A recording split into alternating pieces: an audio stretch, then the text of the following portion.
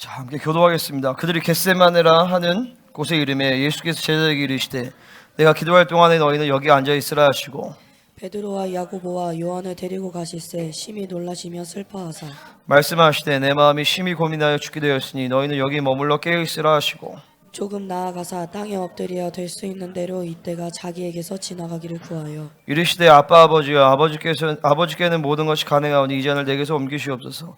그러나 나의 원대로 마시옵고 아버지의 원대로 하옵소서 하시고 돌아오사 제자들이 자는 것을 보시고 베드로에게 말씀하시되 시몬아 자느냐 내가 한 시간도 깨어 있을 수 없더냐 시험에 들지 않게 깨어 있어 기도하라. 마음에는 원이로도 육신이 약하도다 하시고 다시 나아가 동일한 말씀으로 기도하시고 다시 오사 보신지 그들이 잔이 있는 그들의 눈이 심히 피곤함이라. 그들이 예수께 무엇을 대답할 줄을 알지 못하더라. 세 번째 오사 그들에게 이르시되 이제는 자고 쉬라 그만 되었다 때가 왔도다 보라 인자가 죄인의 손에 팔리느니라. 같이요. 일어나라 함께 가자. 보라 나를 파는 자가 가까이 왔느니라. 아멘.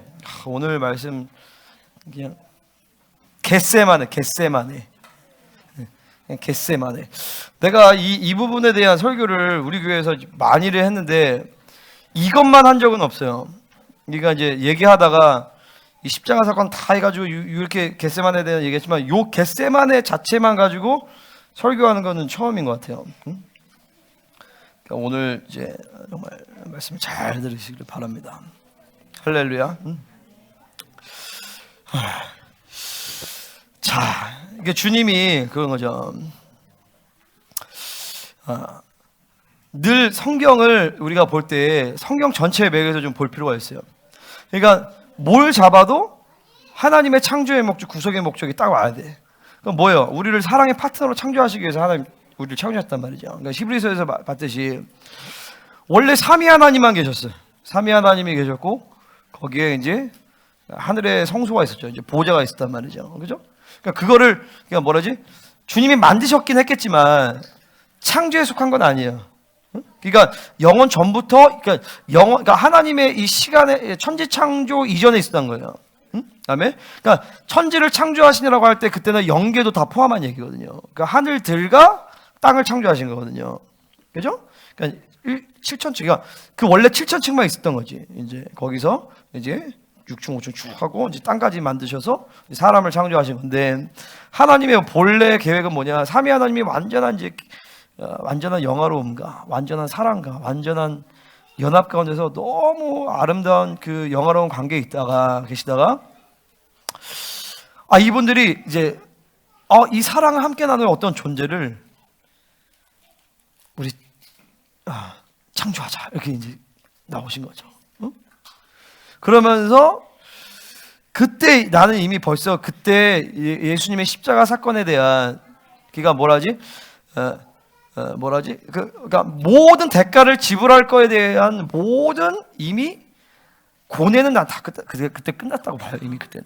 그러니까 예수님이 모든 걸 다 알아서 누가 타락하고 이렇게 당신의 전지하심을 사용해서 그렇게 알았다라기보다도 당신의 전지하심 가운데서 그러니까 이제 에녹서를 보면 알겠지만 하늘의 돌판에 기록된 것들이 있어요.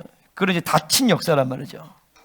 그리고 열린 역사가 있어요. 뭐냐면은 내가 오늘 뭘 먹을지, 뭘 할지, 뭐 어떤 행동을 할지, 모든 내 자유지에 대한 결정에 대해서는 하나님이 오픈 퓨처란 말이에요.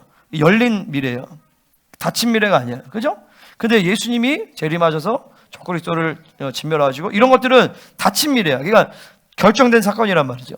그러니까 결정되지 않은 사건에 대해서 우리의 자유지를 존중하시면서 가지만 하나님의 전체적인 흐름 가운데서는 하나님은 이미 십자가 사건에 대한 그런 어떤 인간이 범죄해서 십자가를 질 거다라고까지는 아니지만 그 가능성에 대해서는 주님이 이미 사실은 대가 지불에 대해서 삼위 하나님은 사실은 다 작정을 하시고 인간을 창조한 것이죠. 사실은요.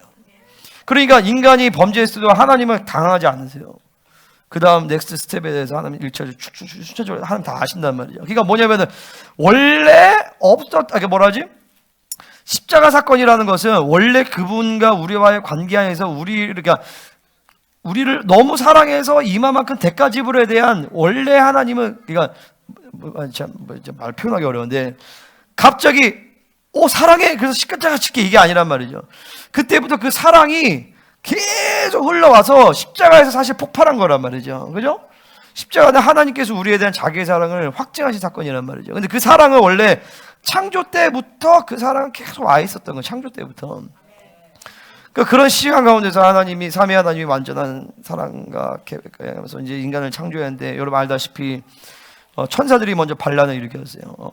그게 아담서에 나오는 얘기죠. 천사들이 반란을 일으켜서 하나님이 사람을 창조하시고 그에게 천사들한테 경배해라. 천사들이 미카엘부터 막 경배를 하는데, 이 천사들은, 이게 천사 중에서 이 한 놈이 그거를 거부한 거죠. 그래서 내가 창조의 선배인데 내가 왜 쟤한테 경배해야 됩니까? 쟤가 나한테 경배해야 되지. 그래서 미카엘이 계속 뭐라고 하니까, 그러면 나를 뭇별 위에 북극성 위에 내가 뭇별 위에 내가 높아지리라. 지극히 크시니와 같아지리라. 이사야서 14장 12절의 말씀인데, 그 얘기가 거기서 나온단 말이죠. 아담서에서. 그럼 천사들이 반란을 일으키면서 이제 타락한 천사들이 생기고 감차 천사들이 생기고, 그런 모든 여정 가운데서 인류의 타락도, 아담과 범죄를 하고, 그런 모든 과정 가운데서 결국에는 오늘 예수님이 2000년 전에 인간의 몸을 입으시고 이 땅에 오셔서, 그리고 30여 년의 세월을 성령 충만을 힘입어서 한 번도 범죄하지 아니하시고, 그분은 하나님의 아들이시지만 신성의 능력을 사용하지 아니하시고, 할렐루야, 철저히 성령을 의지하여서 완벽하게 인간으로서 순종하신 거죠. 성령 충만을 힘입어서 하나님의 아들로서 쇼부를 보신 게 아니라 하나님의 아들의 정체성을 가지고 있었지만 그 모든 것들을 다 보류하시고, 그분은 이제 마지막 절정까지 온 게 이제 겟세마네인 거예요. 할렐루야. 그러니까 우리는 이제 이 겟세마네에서 주님의 고뇌를 볼 때 그냥 단순히 십자가 힘들었나 보다 그렇게 생각하면 돼. 영원 전부터 있었던 그 하나님의 계획 가운데에서, 그리고 이 인간의 몸을 입고 오셨단 말이에요. 주님은 사르스를 입고 왔단 말이죠.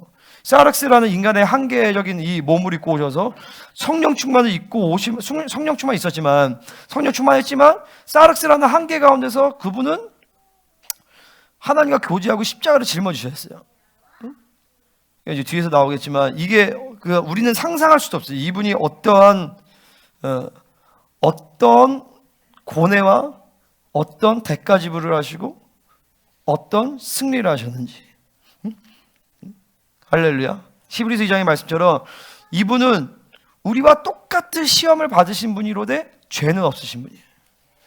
그러니까 신성의 능력으로 나 죄 안 줄 수 있어 이게 아니라, 하나님의 아들이니까 난 죄에 대한 면역력을 갖고 있어 이게 아니라, 하나님의 아들이시지만 그 성자 예수로의 신성의 능력을 사용하지 아니하시고 오로지 삼위 하나님이신 성령을 힘입어서 성령으로 충만해져서 그 모든 죄를 이기시고, 이제 마지막 시험이라보다도 마지막 그 사명을 이제 남기신 상황인 거죠. 그러니까 이 상황이 얼마나 긴박하겠어요. 그죠? 그러니까 주님은 완전한 인간으로 오셨기 때문에 주님은 여기서도 죄를 지을 수 있는 가능성, 이게 이제 신학적인 용어로 임페카빌러티라고 하거든요. 페카블이 이제 죄를 지을 수 있는, 임페카블은 죄를 지을 수 없는 이야. 그거 막 싸워요. 근데 다시 말해서 인간이신 예수는 사실은 페카블이었던 거죠. 죄를 지을 수 있는 가능성이 있었던 분이지만 죄를 한 번도 짓지 않았다라는 거죠. 성령을 힘입어서. 그게 이제 로마서 8장 3절에서는 죄 있는 육신의 모양으로 나타났다 이렇게 얘기가 나온 거예요. 그러니까 우리는 이 예수님에 대해서 이해를 할 때 그냥 예수님이니까 이게 아니라 완전한 인간으로 오셨구나. 근데 단 그분은 어떤 분이냐? 성령 충만을 30여 년을 유지하신 분이구나. 이렇게 봐야 되는 거예요. 할렐루야. 그냥 뭐 이 오병이어 사건, 하나님이니까 그렇게 생각하면 안 된다는 거죠. 그러니까 우리는 여기서 이제 두 가지가 돼. 성령 충만을 유지하는 거가 이제 뭔지를 알아야 돼. 그리고 성령 충만을 유지한 사람이 어떤 삶을 살지. 우리가 이제 30여 년을 성령 충만을 유지 안 해봤기 때문에 그 부분이 좀 모른단 말이죠. 하지만 성령 충만을 유지해본 경험이 있기 때문에 거기에 반추해서 볼 수 있어요. 근데 예수님이 그냥 막연하게 하나님이다 이렇게 보면 안 된다라는 것이죠. 아멘. 자, 32절 한번 같이 읽겠습니다. 시작.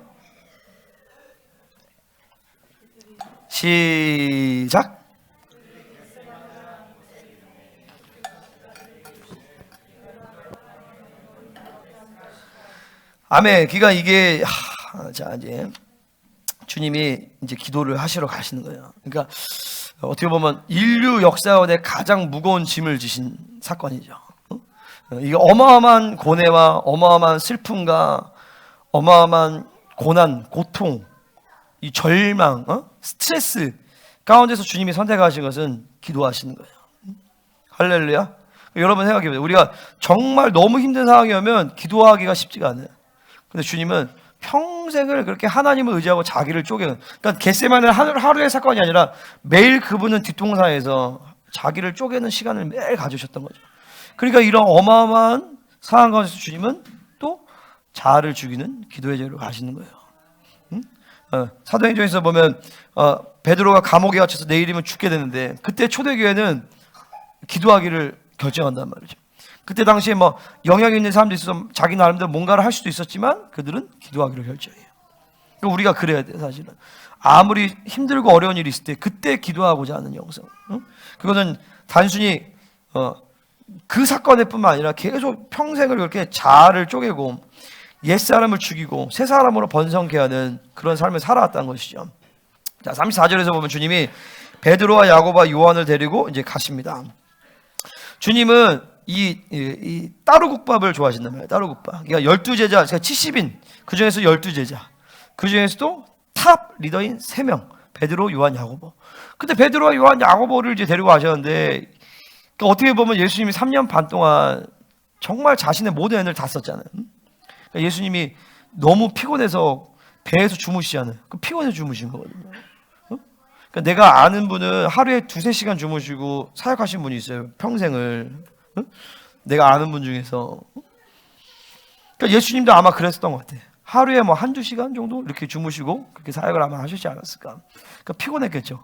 근데 성령의 능력을 충만하니까 어차피 3년 반 정도만 사역이 끝나니까 주님은 이제 자신의 모든 걸 다 태운 거야. 근데 그렇게 다 불태워서 3명의 이제 수제자를 세운 건데, 베드로, 야고보, 요한인데 얘네가 거시기하단 말이에요, 사실은. 주님이 죽기 전까지도 누가 크냐 이런 얘기하고, 베드로 빼고 야고보, 요한이 주님의 나라가 임할 때 하나는 좌편에 하나는 우편에 이렇게 살기를 원합니다. 그리고 심지어 수제자 베드로는 예수님 부인하고, 그 이런 절망적인 상황이에요. 사실은 제자들만 봐도 절망적이에요, 사실은. 그죠? 그러니까 이게 사실은 우리가 이게 이제 목회를 하면 이 마음이 이제 와요. 죽어라고 사역했는데 딴 말해. 이런 말이 화딱지 나는 거죠, 사실은. 근데 주님은 이 세 제자들을 끝까지 신뢰하는 것처럼 보여요. 그 신뢰를 하세요. 그러니까 어떻게 보면 예수님의 인류 구원의 마지막 최후의 벌은 12제자들이에요. 아주 개판치고 막 수준 이하의 12제자들. 근데 이 주님은 그들을 끝까지 신뢰한단 말이죠. 왜 어떻게 그게 가능한가? 그들을 신뢰하는 게 아니라 그들을 향한 하나님의 의지를 주님은 믿고 있는 거예요. 이게 정말 쉽지 않아요. 나도 요즘에 이제 이런 거를 이제 좀 배워나가고 있어요. 변할까 말까? 과연 이 사람이 이렇게 변할까? 나가야 되나? 근데 이제서야 좀 배우는 건 뭐냐면은, 변할까 말까가 중요한 게 아니라 이 사람을 향한 하나님의 의지를 믿는 것이 중요하다는 거예요. 우리 엘리야들도 마찬가지예요. 내가 막 이 새끼들 그렇게 예배하면 다 가야 된다 막 이렇게 하는데, 근데 하나님 기도하면 하나님의 의지는 이 아이들을 정말 영광스러운 엘리야 세대로 세우고자 하는 하나님의 의지가 있어요. 그거를 믿는 것이죠. 그거를 믿으면 하나님 그렇게 만들어 가세요. 왜? 성령이 그 안에 계시기 때문에. 그렇게 부르셨기 때문에. 옆 사람 보세요. 하나님의 의지를 가지고 옆 사람 봐보세요. 왜 고개를 숙이지?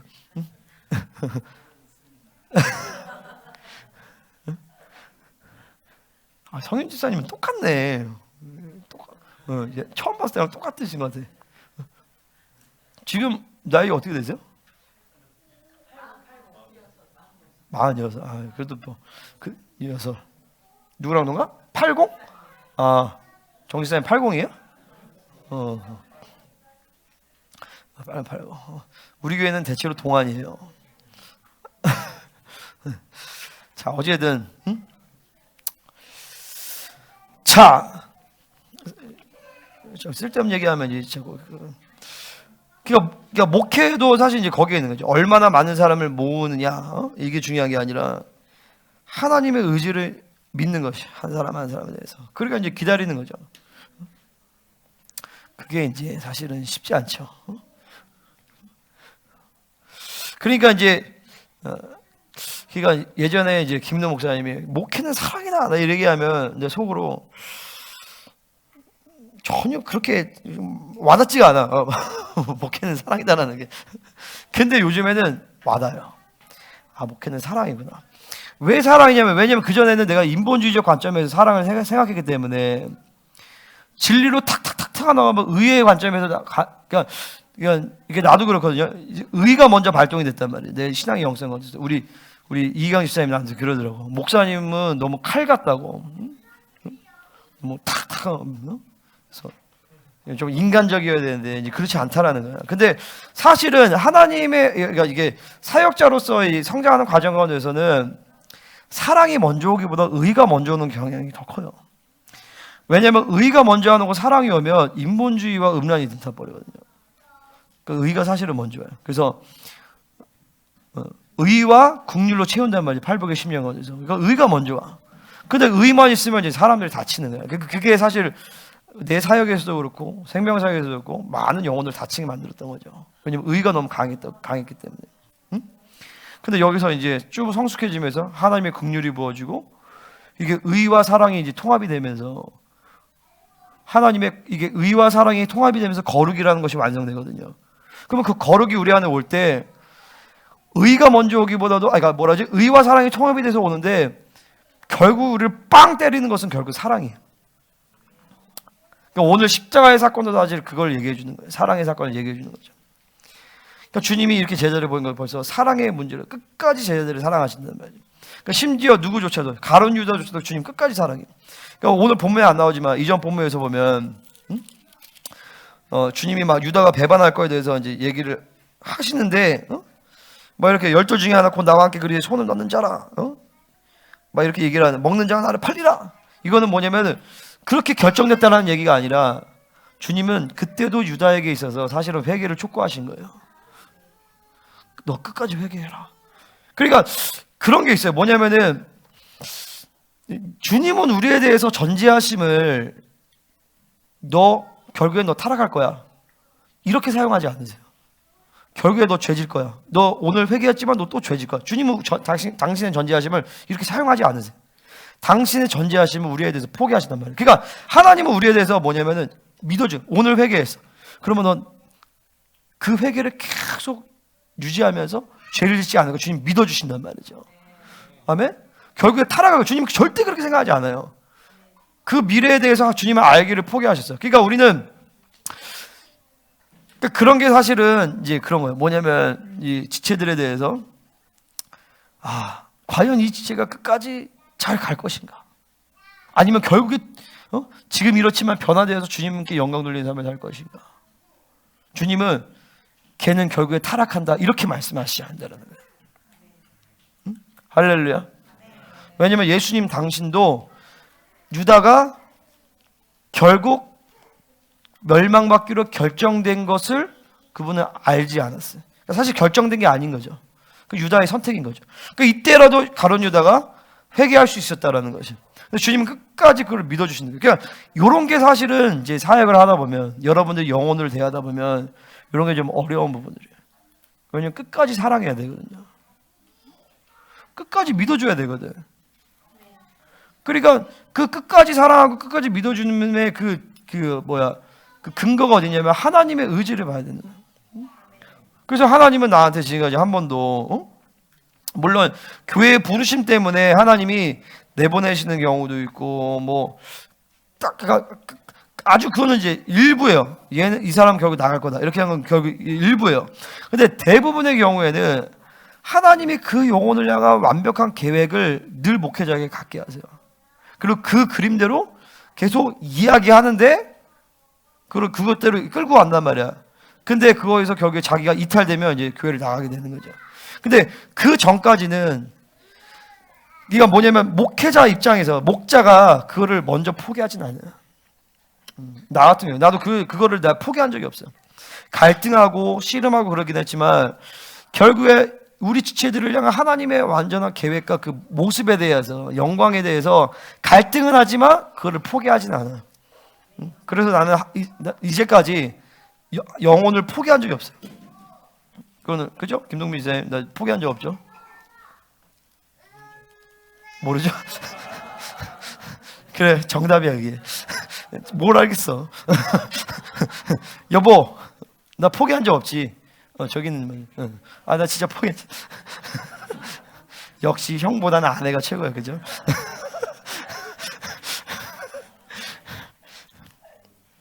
근데 그게 사실 주님의 마음이에요. 주님은 자신을 팔아넘길 그 사람에 대해서 끝까지 사랑을 결정한단 말이죠. 그러니까 이런 모든 하나하나가 지금 이 겟세마네의 이 십자가의 사건이 뭐냐라는 것을 지금 우리한테 계속 좀 보여주는 거예요. 심히 놀라시며 슬퍼하사 이렇게 얘기합니다. 여기서 이제 원어로 보면 뭐야? 누구야? 루아야? 왜 그래?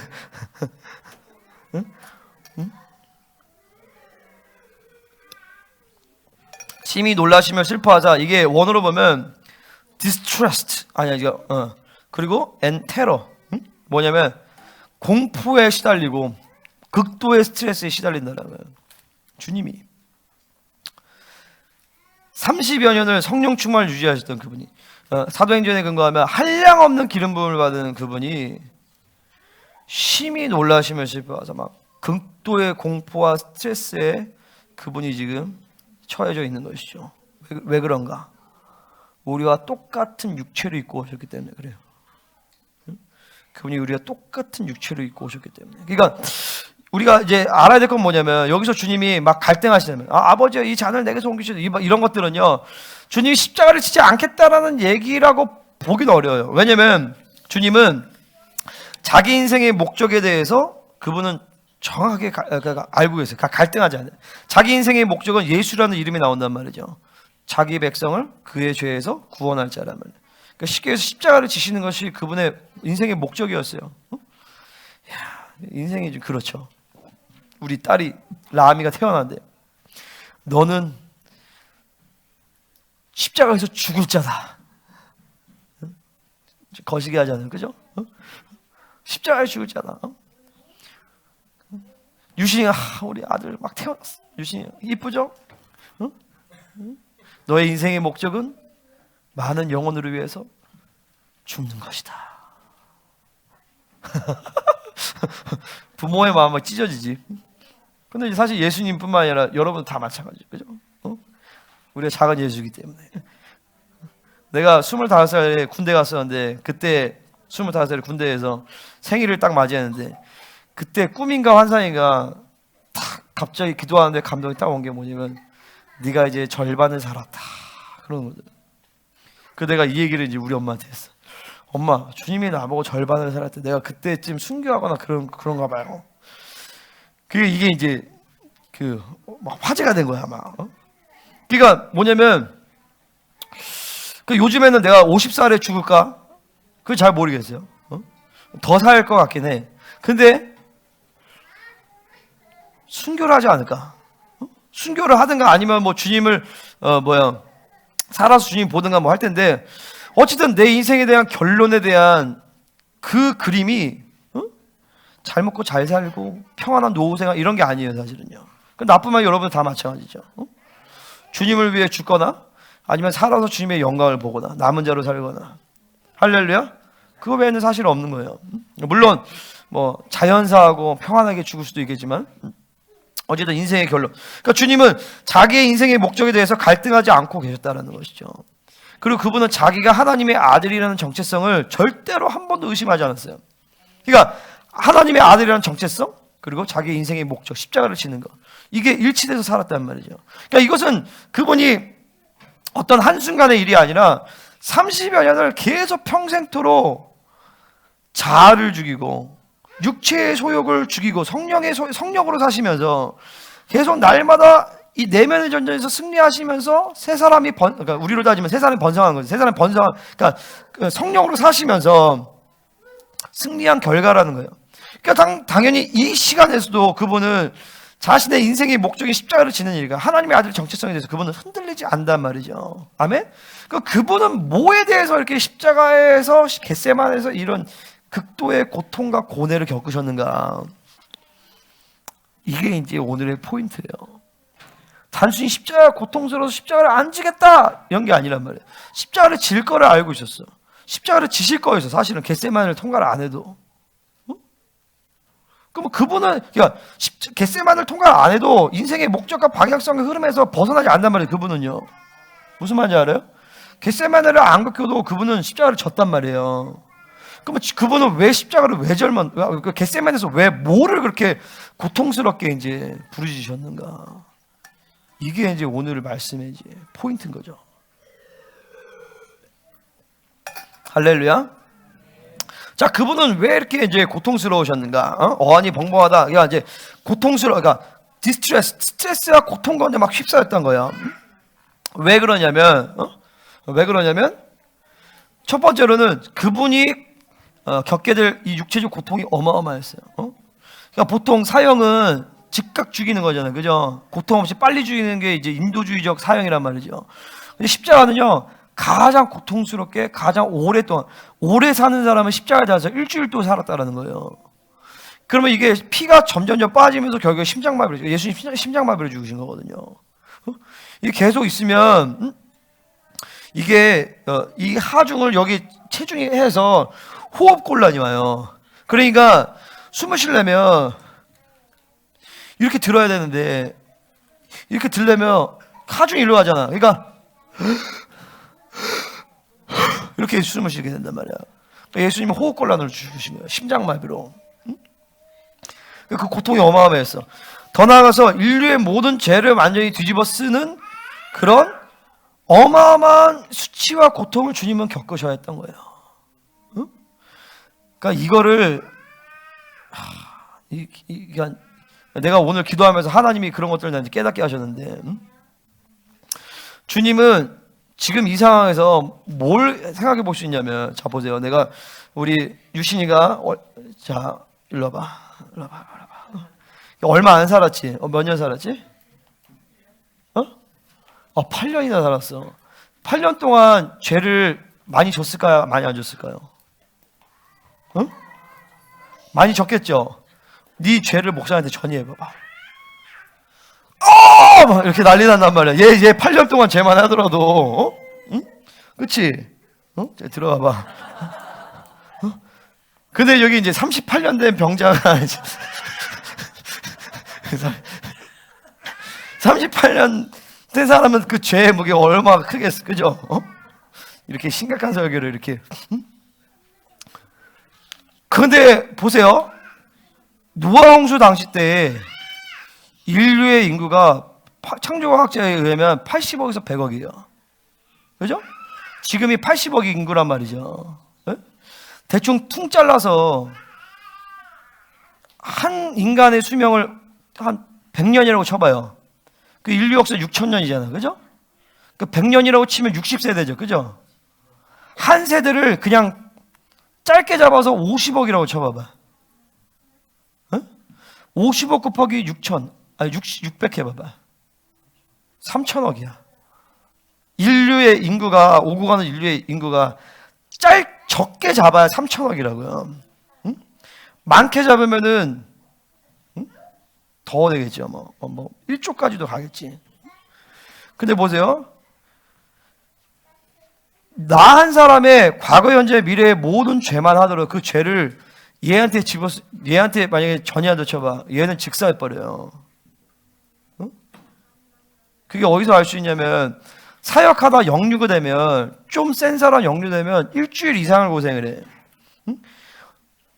내가 아는 어떤 목사님은 역류가 잘못돼서 암 걸려서 돌아가셨단 말이에요. 그 죄를 흡수한 거란 말이죠. 응? 그러니까 한 사람의 죄도 흡수를 하면 그 죽어버려요. 근데 예수님은 지금 3천억이 넘는 인구의 과거, 현재, 미래 6천년의 모든 죄악의 무게를 확 덮어씌우는 거예요. 그러니까 이게 상상이 안 되죠. 기도하다가 하나님이 이런 것들을 나한테 좀 이제 뭐라죠? 맛을 본다라기보다도 깨닫게 하시는데, 이 순간에 이 영이라는 것은 시공간의 제약이 없거든요. 영이라는 것은 성령 충만한 그 영 가운데서 주님은 3천억 인구의 과거, 현재, 미래의 모든 제약이 막 다가오는 거야. 주님한테는 지금 막 다가온다고. 이게 막 그 짧은 몇 시간의 시간 가운데서. 그러니까 그 죄의 무게와 함께 성령으로 그러니까 성령 충만하죠. 완전한 빛 가운데 사시는 그분이 죄 한 톨이라도 넘는 것은 엄청난 수치감과 고통이란 말이죠. 근데 그 죄의 수치감과 고통이 몇 천억 인구의 6천년 역사의 모든 죄악을 그분 앞에 탁 지금 막 오는 거예요. 그러니까 막 이게 막 아찔한 거죠, 사실은요. 인간으로서 생각하면. 그러니까 주님이 이것을, 이 수치심과 이런 죄악에 대한 이것을 이기지 못하면 주님은 그래도 십자가를 질 수 있겠지만 그것은 주님은 의무감으로 십자가를 질 수밖에 없는 거예요. 그러니까 결과적으로 말하면 십자가의 이 겟세마네 동산, 겟세마네에서의 이 씨름은 십자가를 지긴 질 건데 의무감으로 질 것이냐, 사랑으로 질 것이냐, 이 문제인 거예요. 응? 할렐루야. 그러니까 주님은 그러니까 이 수천억 인구의 6천년 역사의 모든 죄악의 무게, 그 모든 구원의 무게를 짊어지시고 그분은 30여 년을 사신 거예요. 할렐루야. 그러니까 그거에 비하면 우리가 당하는 고난과 내가 겪는 십자가는 아무것도 아닌 거죠. 응? 아멘. 내가 이걸 보는데, 내가 정말 목회를 날로 하고 있구나.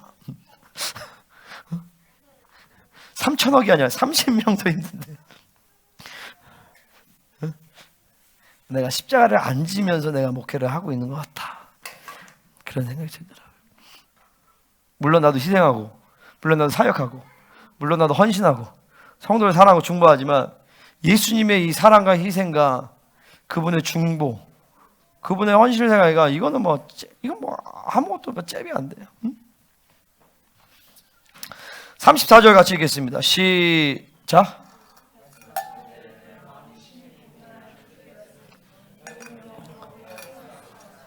자, 심히 고민할 죽게 되었다라고 이제 이 헬라어 원어로는요, 슬픔으로 둘러싸여 있다라는 뜻이에요. 그러니까 막 제가 엄청 슬퍼. 그러니까 완전히 슬픔으로 우겨싸임을 당했어.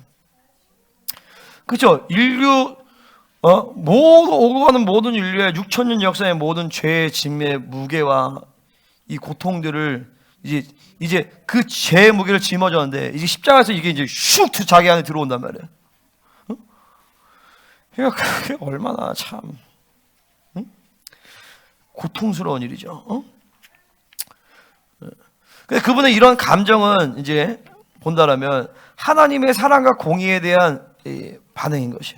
그러니까 어떻게 보면 그러니까 사랑과 공의에 대한 측면에 있어서 히브리서에서도 공의에 대한 측면을 얘기한단 말이죠. 뭐냐면 우리의 죄를 씻으시기 위해서 그분이 모든 죄를 전이받고 죽으신 거야. 그리고 부활하셔서 자신의 피로 모든 죄를 하늘에서 씻으셨단 말이죠.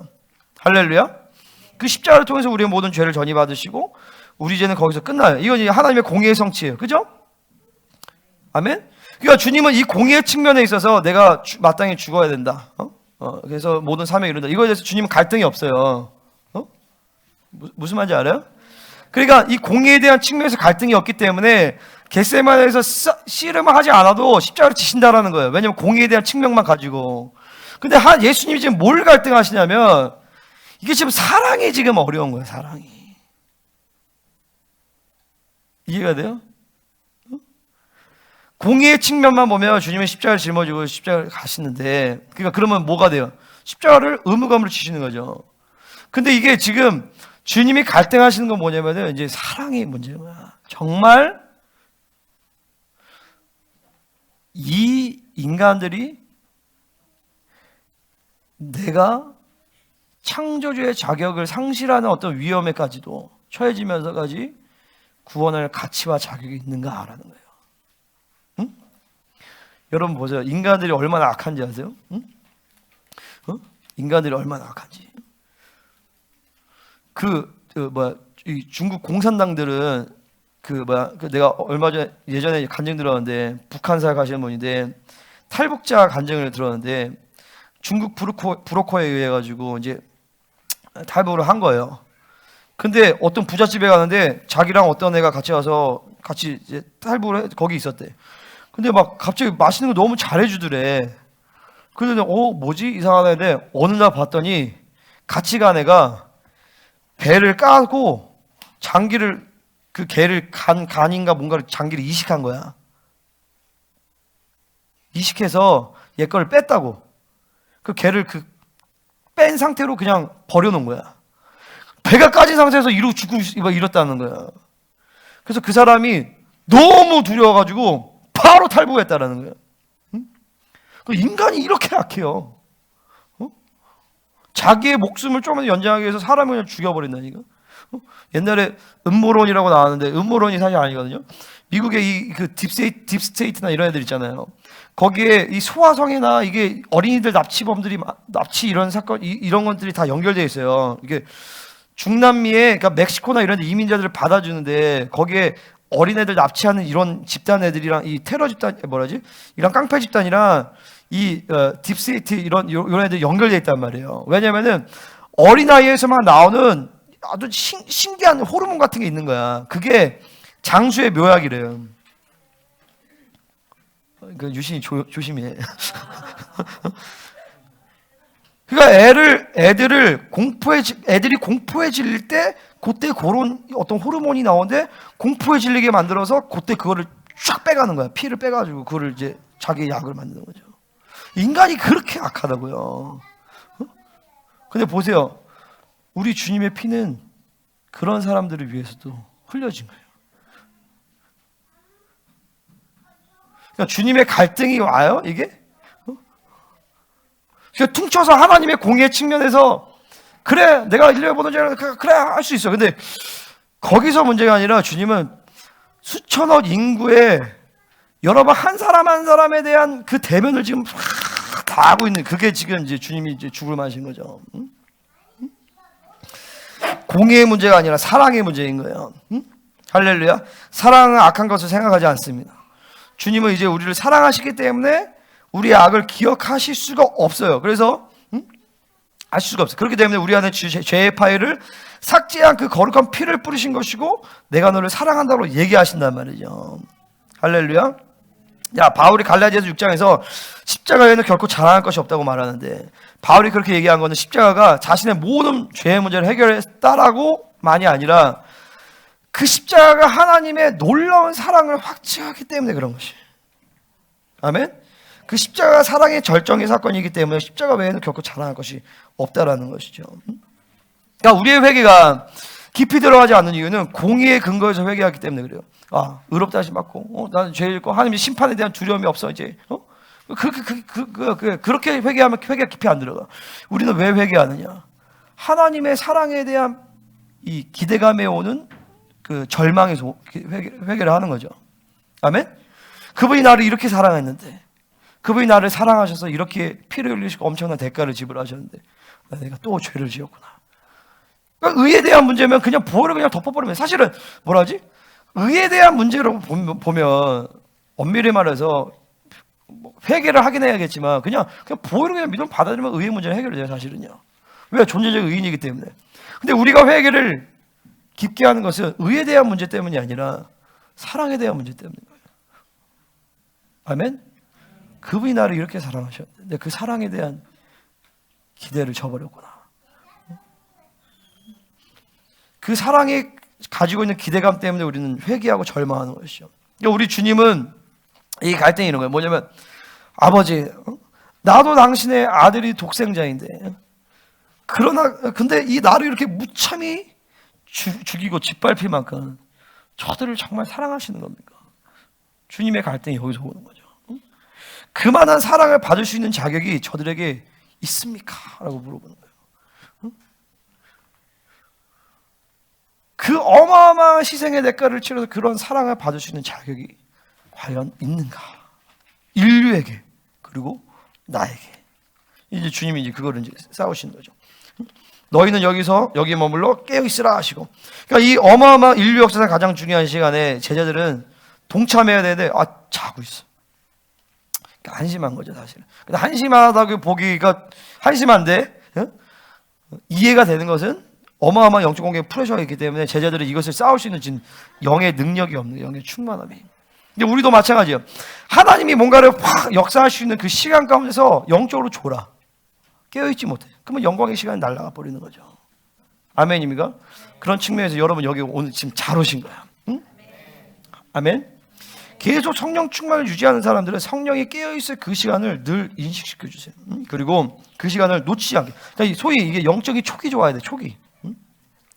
촉이 딱 좋아서 헌신할 때 딱 헌신하고 참여할 때 딱 참여하고. 꼭 보면 꼭 은혜가 충만할 때 꼭 빠지는 사람도 있어. 그거는 뭐냐면 성령의 충만함을 유지하지 않고 살았다는 거예요. 자, 35절. 자, 같이 읽겠습니다. 시작.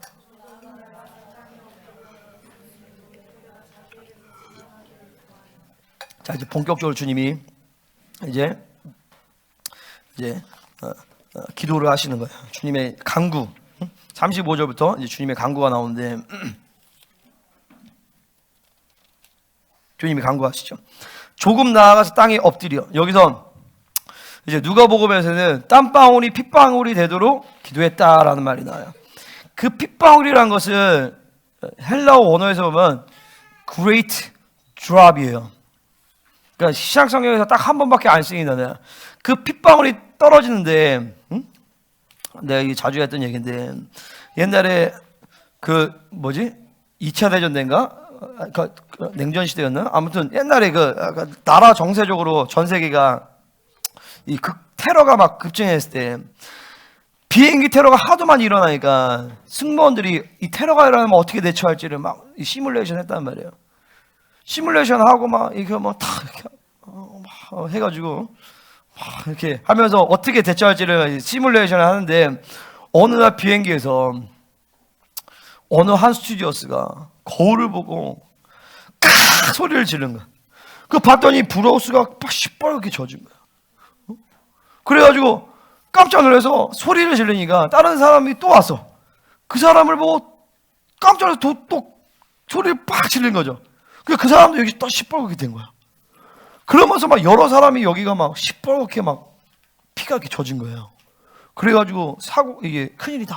그래서 멈춰서 이제 조사를 받았. 조사가 아니라 병원에서 이제 진단을 받았어. 그래서 아무 이상이 없대. 그래서 그거를 뭐라고 하냐면 지저스 크라이스트 신드롬이다 이렇게 한 거야.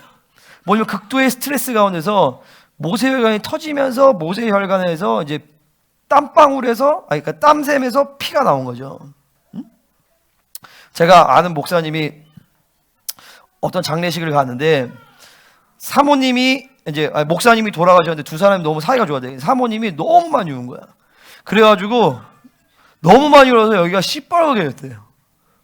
그래서 그때 알았대. 여기서 좀만 더 울면 여기서 이제 피가 터지겠구나 이제 목사님이 알았다 하더라고. 그 뭐냐면 땀방울이 핏방울이 됐다라는 것을 잘 몰랐죠. 어떻게 땀방울이 핏방울이 되는지. 근데 여기 누가복음에 보면 그 땀방울이라는 말이 영어 성경에 찾아보세요. Great drop이라고 되어 있어요. 큰 물방울이 돼서 나왔다는 거예요. 그리고 그거를 원어적으로 찾아보면 클라티드 뭐냐면은 응고대 그러니까 핏덩어리가 뚝 떨어져요. 핏덩어리가. 그러니까 여기서 주님이 막 패션 오브 크라이스트처럼 막 이렇게 기도하신 게 아니라 이렇게 기도하신 이렇게 전심으로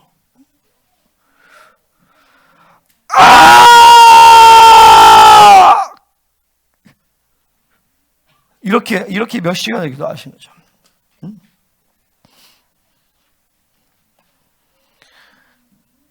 왜?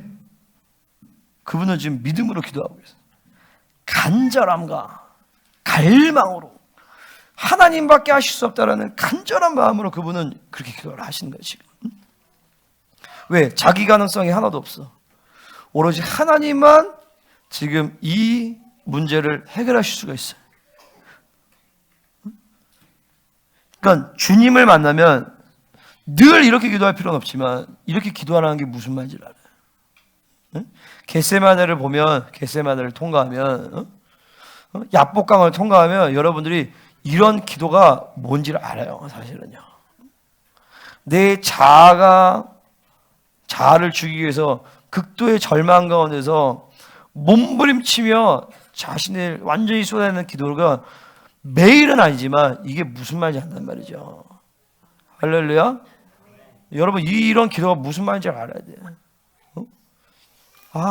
주님의 기도가 뭔지, 그러니까 이 주님의 기도의 이 깊이는 아니더라도 전심으로 전력으로 이 아버지의 뜻이 내 가운데 이루어지기 위해서 전력으로 기도하는 이 기도가 무슨 말인지를 알아야 돼요. 이게 이런 경험이 있어야 된단 말이죠. 이건 자기 열정으로 기도하는 게 아니에요. 그 거룩의 빛이 오면, 그 십자가의 영광이 오면 내 자아의 이 처리되지 않는 그런 것이 보이면 그렇게 기도하게 되어 있어요. 아멘입니까? 오늘 여러분들 이런 기도를 경험하는 그런 지체들이 있기를 축복합니다. 아멘. 바바상 아멘. 어제 기도할 때 보니까 그렇게 할 수 있을 거예요. 자, 보세요. 자, 이제 겟세마네에서 주님이 이제 기도를 하십니다. 이 겟세마네라는 뜻은 기름을 짜는 틀이라는 뜻이에요. 그러니까 완전히 짓이겨지는 거죠. 예수님 자신이 자신의 자아를 완전히 짓이겨 버려요. 완전히 짓이기시죠. 완전히. 자신을 완전히 짜시는 거예요. 왜? 주님의 사랑과 공의의 갈등 속에서 자기가 자원하는 마음으로 십자가를 지셔야 되는데, 그러나 이 인간의 육체의 한계가 그것을 의무로는 질 수는 있으나 자원하면서 기꺼이 기쁨으로 십자가를 지는 것이 현재로서는 불가능한 것이죠. 무슨 말인지 아시겠어요? 십자가를 질까 안 질까의 문제가 아니라 십자가를 기쁨으로 이 영혼들에 대한 아버지의 사랑을 받아들임으로 질 것이냐, 아니면 의무감으로 질 것이냐, 이런 문제예요. 그러니까 여러분 이제 이런 게 풀리면 뭐가 풀리냐면, 하나님 앞에 내 인생을 드리고 내 자신을 완전하게 드리는 것이 의무냐 사랑이냐, 이게 결정이 되는 거죠. 의무냐 사랑이냐. 그냥 해야 되니까 헌신하고, 해야 되니까 사랑하고, 해야 되니까 자아를 죽이고, 그게 아니라 그분의 사랑 때문에 나를 내어주고, 사랑 때문에 헌신하고, 사랑 때문에 섬기고, 사랑 때문에 자아를 포기하고, 사랑 때문에 회개하고. 할렐루야. 아멘. 이게 굉장히 중요한 사실 이제 말씀인 거죠. 주님이 이렇게 얘기하시면 이때가 자기에게서 지나가기를 구하여. 뭐냐면 이 고통의 시간을 이길 수 있는 힘을 달라는 거예요. 히브리서 5장 7절에서 보면 그는 육체에 계실 때 자기를 죽음에서 능히 구하시리 에게 심한 통곡과 눈물로 간과 소원을 올렸고 그의 경건하심으로 말미암아 들으심을 얻었느니라. 심한 통곡과 눈물로. 그러니까 겟세마네 한 사건이 아니라 주님은 30여 년을 계속 그런 심한 통곡과 눈물로 기도와 간구를 올려셨던 거예요. 응? 주님이 그렇게 사시는데 우리가 그렇게 안 살 수 있어요? 응? 그죠? 아멘. 심한 통곡과 간구로 기도하고 거기서 순종함을 배운 거예요. 주님도. 창조주가 왜 배워? 근데 하나님의 그 신성을 지금 사용하지 아니하시기 때문에 그분은 우리와 똑같이 심한 통곡과 부르짖어 기도해야 됐고, 그 과정에서 순종을 배워야만 했던 것이에요. 그래서 11에서 12장 2절의 말씀처럼 그 앞에 있는 즐거움을 위해서 그 수치를 참으신 거죠. 참으시기 위해서, 그 기쁨으로 십자가를 지시기 위해서 그분은 지금 이렇게 십자가에서, 그러니까 겟세마네에서 비명을 지시는. 근데 막상 주님은 십자가에서는 비명소리를 지금, 마지막 주님이 비명소리를 지르지만 그거는 막 고통스러워서 그런 건 아니죠. 그러니까 막상 주님이 십자가를 지시는 모든 여정은 어린 양과 같이, 그거 아세요? 양들은 잡을 때, 내가 직접 보지 않았지만 아프간 선교 갔다 온 사람들 얘기 들어보면 양들을 이렇게 잡을 때 양이 아무런 저항 없이 죽는데요, 그냥. 그래서 그 선교 간 사람들이 그거 보고 엄청 막 너무 울었대요. 어린 양이 그냥 목을 베는데 가만히 있는데. 마치 그렇게 우리 주님께서 죄 없는 어린 양같이 그렇게 순순하게 그렇게 십자가에서 죽으셨어요. 왜 그러냐? 그건 바로 겟세마네에서 이미 모든 사랑과 공의의 갈등을 끝내시고 사랑으로서 선택하시고 기쁨으로 십자가를 지기로 이미 결정하시기 때문에 그래요. 아멘. 자, 36절. 자, 같이 얘기했습니다. 시작. 이르시되 아빠 아버지여 아버지께서는 모든 것이 가능하오니 이 잔을 내게서 옮기시옵소서. 그러나 나의 원대로 마시옵고 아버지의 원대로 하옵소서 하시고. 그러니까 아빠 아버지요. 이게 그렇죠. 한번 생각해. 아빠 아버지요. 이거 다 아빠 아버지. 이거 탁딱 멈춰봐. 아빠 아버지요. 눈물이 같이 마음이 뭔가 짠하죠, 그죠? 이 아빠라는 말은 2-3살짜리가 부르는 요만한 나이. 얘 원래 아빠 해요? 아빠 해? 요만한 나이의 애가 하는 거야. 아빠 아버지. 그러니까 주님이 아빠 아버지. 그러니까 우리 휘오 나이 또래. 얘나 시온이 나이들에. 그러니까 휘오 딸이죠. 2-3살짜리. 아빠. 저런 애가 아빠 하면 다 해줘야 돼. 그죠? 그러니까 아빠 아버지라고 부르는 것은 그만큼 주님과 하나님이 그렇게 이제 친밀한 관계, 의심이 없이 늘 기도할 수 있는 관계, 너무 친밀한 관계, 너무 굉장히 의존적이고 비밀이 없고 이야기하면 다 들어줄 수밖에 없는 그런 관계인 거예요. 아버지와의 관계야. 근데 그 아빠 아버지여라고 고백하시면서 주님이 기도하신 게 뭐냐면 아빠 아버지 모든 것이 가능하시잖아요. 당신은 전지전능하시잖아요. 이 잔을 내게서 옮기시옵소서. 모든 것이 가능하잖아요. 그럼 어떤 사람이 이렇게 생각할 수 있어요. 예수님 십자가를 안 지면 인류의 구원이 날아가잖아요. 아니요, 그렇지 않아요. 주님은 말씀만으로도 의인 하면 다 의인으로 만들 수 있어요, 사실은요. 에녹 보면 알잖아요. 에녹을 하나님이 특례를 줘가지고 에녹을 그냥 하늘에 보좌에 앉히잖아요. 십자가를 안 줬어도 하나님 맘만 먹으면 그렇게 할 수 있어요. 그죠? 우리를 구원하는 문제도 그분이 말씀만으로 가능해요. 우리를 영화롭게 만드는 것도 사실 말씀만으로 가능해요. 왜? 애초에 영화롭게 창조하셨으면 됐잖아. 천사들처럼. 그죠? 귀신에 대한 승리. 그건 뭐 말도 안 되죠. 그냥 귀신 그냥 다 묶어버리면 돼. 그죠? 할렐루야? 귀신이 좀 열받겠지만 뭐 어쩔 거야. 하나님 마음인데. 그죠? 하나님은 그렇게 하실 수 있어요. 근데 왜 십자가를 지셔야 되는가? 아까도 얘기했지만 공의 때문에 십자가를 지시는 것이 아니라 어둠을 해결하는 문제 때문에 십자가를 지실 뿐만이 아니라 우리의 성화 영화 때문에 십자가를 지셔야 되는 것이 아니라 사랑 때문에 십자가를 지셔야 되는 거예요. 사랑 때문에. 왜? 십자가를 지시지 않으면 하나님은 사랑이다라는 거에 대해서 문제가 생겨. 그죠? 그냥 탁 영화롭게 만들었어. 근데 봐보세요. 천사들은 영화로운 존재로 창조됐잖아요. 근데 하나님의 사랑을 의심하고 반란을 일으켜. 왜? 사랑의 문제가 안 됐거든. 여러분, 우리가 나중에 부활의 몸을 입고 주님 나라 갔을 때 우리가 천사들처럼 타락하는 게 가능할 것 같아요? 불가능할 것 같아요? 불가능해. 왜 불가능하냐면 십자가의 사랑을 DNA로 박아버렸어. 그리고 성령을 내주시켜버리게 되면 타락이 불가능해. 그러니까 그러니까 온 우주 만물 가운데서 하나님과 사랑의 관계를 맺을 수 있는 온전한 사랑의 관계를 맺을 수 있는 유일한 피조물로 하나님은 사람을 창조하신 거예요.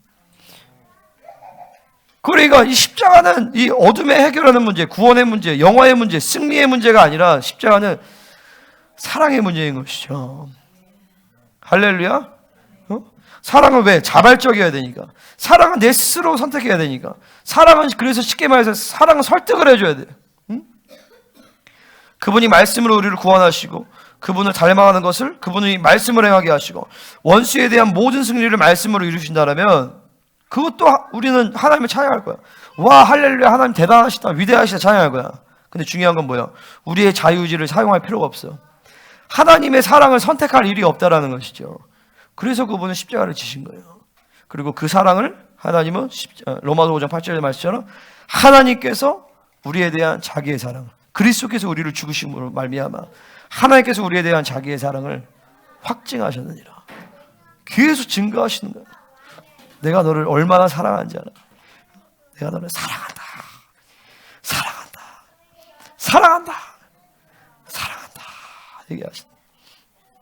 그러니까 구원의 사건이 사랑으로 시작했기 때문에 성화도 사랑으로, 구원의 완성도 사랑으로, 죄를 이기는 것도 사랑으로, 귀신을 이기는 것도 사랑으로, 영적 전쟁도 다 사랑인 거예요. 그래서 우리가 넉넉히 이기는 것은 그리스도의 사랑으로 말미암습니다. 누가 우리를 그 사랑에서 끊을 수냐? 할렐루야. 그리스도의 사랑이 오니까 그 사랑에서 모든 승리를 딱 끝내버리는 거죠, 사실. 그러니까 이게 우리가 이 사랑의 사건임을 못 믿으면 계속 공의의 문제에 걸리게 돼 있어요. 응? 매일 죄를 짓고 공의의 문제 때문에 고민해. 그리고 공의에 걸려. 이거 안에서 저 행위에 걸려. 이거 안에서 저거 안에서 내가 힘들고, 이거 안에서 하나님 나를 축복하시지 않는 것 같고, 이거 해야 되는데 저거 해야 되는데 이거 했었어야 돼, 이거 안 했었어야 되는데. 응? 전부 공의의 문제예요. 그러니까 사람의 관계도 공의의 관계로 가져가요. 너는 뭘 잘했다, 못했다, 이 말했다, 난 이 말했다, 전부 공의. 내가 이제 이런 거 회개하는 거죠. 내가 이제 깨닫게 되는 거죠. 아, 애들한테 뭐라고 얘기해서 문제가 아니라 사랑해야 애들이 변하는구나. 응? 할렐루야. 그래서 목회의 사랑이라는 게 뭐냐면, 사랑해야, 물론 진리를 잘 전해야죠. 그죠? 진리를 잘 전하고 뭐 이러고 다니지만 결국에는 뭘로 랩법이 되냐면 사랑으로 랩법이 되게 돼 있어요. 응? 그러니까 우리는 이제 공의의 문제가 아니라 사랑의 관계에서 다 봐야 되는 거예요. 응? 할렐루야. 이제 사랑의 하나님과 사는 것이죠. 그러니까 그분이 지금 나와 함께 하시느냐, 그분이 기뻐하시냐, 그분이 무엇을 원하시느냐, 그분이 무엇을 원하시느냐, 그분의 사랑으로 대하는 거예요. 그러니까 주님께서 아버지는 모든 것이 가능하다고 한 것은 그런 의미예요. 하나님은 의의 문제를 다 해결해 볼 수 있지만, 그러니까 하나님 그 사랑의 문제 때문에 결국에는 그 아들 예수가 십자가를 지기를 그분은 원하셨던 것이죠. 그래서 사랑이란 말은 늘 수고라는 말이 같이 오게 되는 거예요. 사랑의 수고. 그래서 사랑은 힘들어요. 응? 할렐루야. 그러니까 내가 결혼할 때 그런 마음이었어요. 내가 결혼할 때 사랑에 대해서 자세히 보니까 사랑은 자기 목숨을 내어주는 걸 전제로 하더라고요. 아담과 하와 볼 때. 아담을 죽이잖아요. 그러니까 죄였다는 걸 사실 죽인 거거든요. 죽이기 위해서 갈비뼈를 뽑아서 해. 근데 알았어. 사랑이라는 것은 근본적으로 내가 결혼하려면 내가 아내가 될 사람을 위해서 죽을 수 있어야 되는구나. 이거를 바로 그렇게 그 사랑을 한 건 아니었지만 그 사랑의 표준을 갖고 난 결혼을 시작했어요. 그러니까 죽을 걸 전제로 하는 거예요. 그건 마찬가지야. 부부관계뿐만 아니라 자식을 낳아도 마찬가지죠. 왜 산고의 고통을 죽을 고통을 갖고 와요? 죽을 고통을 이제 계속 해야 된다는 거 사실은요. 키우면서.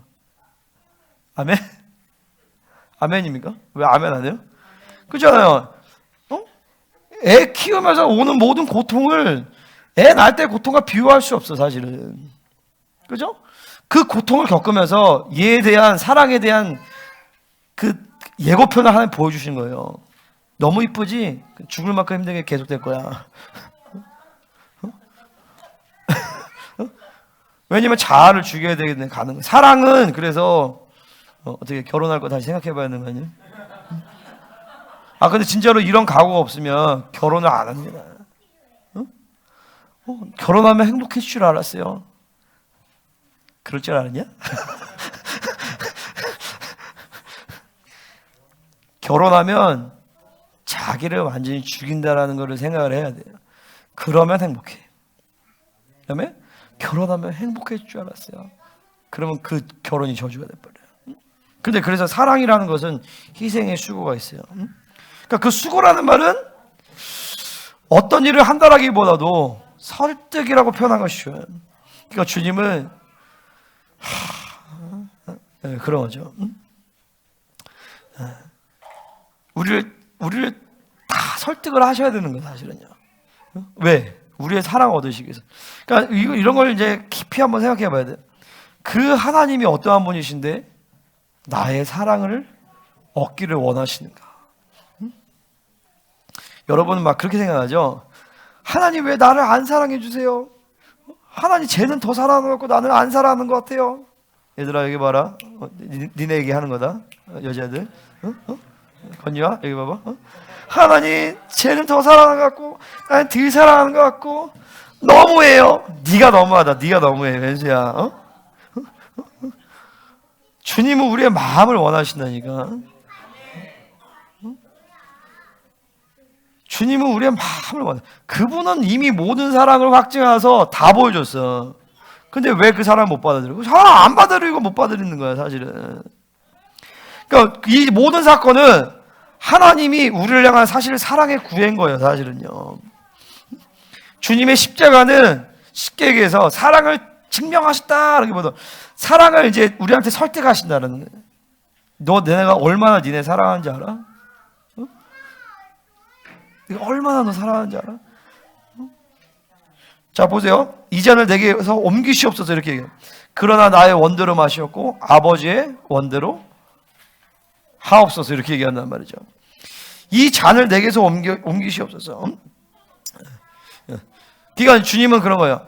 나도 당신의 아들이고 당신의 사랑하는 아들인데 하나님 나를 이렇게 무참하게 죽이면서까지 무참하게 이런 죄의 대가를 나한테 짊어지시면서까지 인간들을 그토록 사랑하십니까? 주님이 이렇게 외치시는 거죠. 근데 이게 주님이 하나님의 그러니까 이 땅에 오시기 전까지는 다 동의했던 부분이에요. 근데 인간이 되셔서 인간의 이 사르스로 있고 물론 성령 충만 유지하시지만 근데 이 아버지의 사랑에 대한 이 스케일이 인간이신 그분께서 지금 받기에 지금 어려운 거죠. 결국에 자아를 완전히 쪼개면서 이 아버지의 사랑의 스케일이 슉 하고 들어오신 거예요. 그래서 십자가를 기쁨으로 짊어질 수 있는 거죠. 이게 이제 영화로움이에요. 이런 게 영화로움이란 말이죠. 할렐루야. 자 여기서 내 잔을 옮기시옵소서라는 것은 뭐냐면은 그 당시 유대 풍습 가운데서 보면 신랑과 신부가 서로 결혼할 때 신부의 아버지가 지참금을 요구한단 말이죠. 야, 이 우리 딸을 데려가려면 집 한 34평에다가 이렇게 얘기한단 말이에요. 근데 이거를 이제 오케이 받아들이면 잔을 마시는 거야. 근데 이제 어려우면 잔을 안 받는다고요. 그러니까 이제 주님의 이 말은 뭐냐면은 아버지 신부의 집찬금이 너무 비쌉니다. 그 대가 지불이 뭐냐면 자기에게 그 모든 수천억 인구의 6천년 역사의 모든 죄의 짐을 자기에게 슉 해서 완전히 죽어져서 죄인으로 여기서 죽어지시는 게 대가야. 근데 여기서 보세요. 앞에서 보면 새 언약에 대해서 얘기하면서 이것은 많은 사람을 위하여 흘리는 나의 피 곧 언약의 피라고 했어요. 주님의 피는 많은 사람을 위해서 흘려졌습니다. 오고 가는 모든 인류를 위해서 흘려졌어요. 수천억 인구를 위해서 흘려졌단 말이죠. 근데 주님이 이 잔을 내게서 옮기시옵소서라고 할 때는 아까 얘기한 것처럼 퉁쳐서 받아들인 것이 아니라 수천억 인구 여러분 한 사람 한 사람의 모든 그 값어치에 대하여서 하나님 얘가 그만한 가치가 있습니까? 얘가 그만한 가치가 있습니까? 그 모든 한 사람 한 사람에 대해서 그 영혼의 가치를 주님이 그렇게 다 지금 받아들이는 거예요. 응? 이렇게 비쌉니까? 그렇게 비싼 값을 치러야 됩니까? 그러면서 여러분 한 사람 한 사람에 대한 그 하나님의 사랑의 설득이 사실 쭉 다가오면서 아버지의 의도는 뭐냐면 가치 있다! 이렇게 얘기하시는 거예요. 내가 그것을 원한다! 라고 얘기하시는 거예요.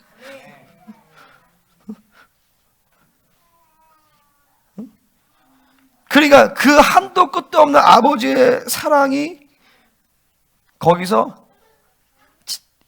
인간이신 예수 그리스도께서 자신의 자아를 쫙 포기하고 아버지 사랑이 슉 하고 몰려올 때 수천억 인구 모든 한 사람 한 사람 보세요. 주님은 성령 충만을 유지하고 계시기 때문에 시공간을 초월해서 그때 여러분 한 사람 한 사람 얼굴을 그때 쫙 다 보신 거예요 사실은요.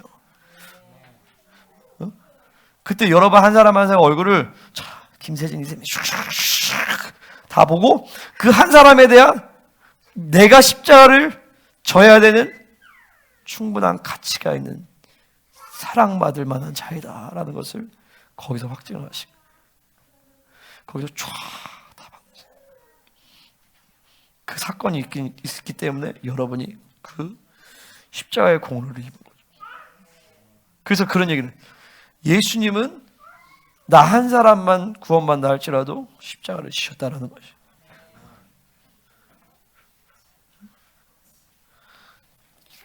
내가 기도하는데 이런 묵상이 됐어요. 뭐냐면 이 어마어마한 갈등 가운데서 예수님이 아버지의 마음을 아셨어요. 그래서 내가 쭉 기도 가운데서 이런 묵상이 됐어요. 뭐냐면 예수님이 인간으로 오시잖아요. 어려서부터 성령 충만했다고요. 그러니까 그분은 성령으로 말미암아 자기가 하나님의 아들이며 자기의 인생의 결론에 대해서 예언적으로 이미 다 봤어요. 다 알았단 말이죠. 어려서부터 성령 충만하여서. 그래서 어려서부터 하늘의 역사를 계속 보고 아버지와 대면하면서 그런 교제의 관계를 맺었단 말이죠. 그러다 이 시간 가운데서 그래서 보세요. 인류의 창조의 모든 역사에 대해서 창조 전에 아버지와 아들과 하나 되어서 그 모든 창조의 계획의 역사를 기획을 하고 시작하시면서 인간이 타락하고 또 천사들도 타락하고 그러면서 이스라엘 역사 아브라함, 이삭, 야곱, 다윗 쫙 그 모든 역사를 주님은 다 알고 계셨단 말이죠. 근데 드디어 이 인류를 당신의 사랑으로 다시 돌이킬 그 마지막 사건 가운데서 자신의 인간의 한계로서의 모든 이 고통 가운데서 아버지 앞에 탄원할 때 아버지께서 맞다! 너가 십자가를 지기를 원한다! 라고 할 때 나는 주님이 이때 그거를 보셨다고 봐요. 영원한 하나님의 보좌에서 아버지와 아들과 성령의 그 하나 된 가운데서 우리가 그분과 함께 연합되어 있는 모습을 나는 봤다라고 봐요. 거기서 그걸 보신 거예요. 그리고 거기서 하나님의 사랑이 설득이 먼저 우리 주님을 하나님 아버지의 사랑에서 지금 확 오면서 이 한 사람 한 사람들이 죄로 인하여서 고통받지 않아요.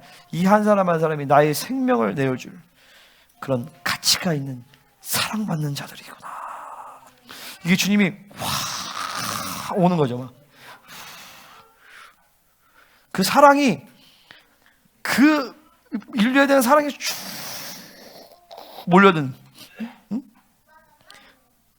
그래서 그 앞에 있는 기쁨을 위하여 십자가의 수치를 참으신 것이죠. 할렐루야. 그 앞에 있는 기쁨이 뭐예요?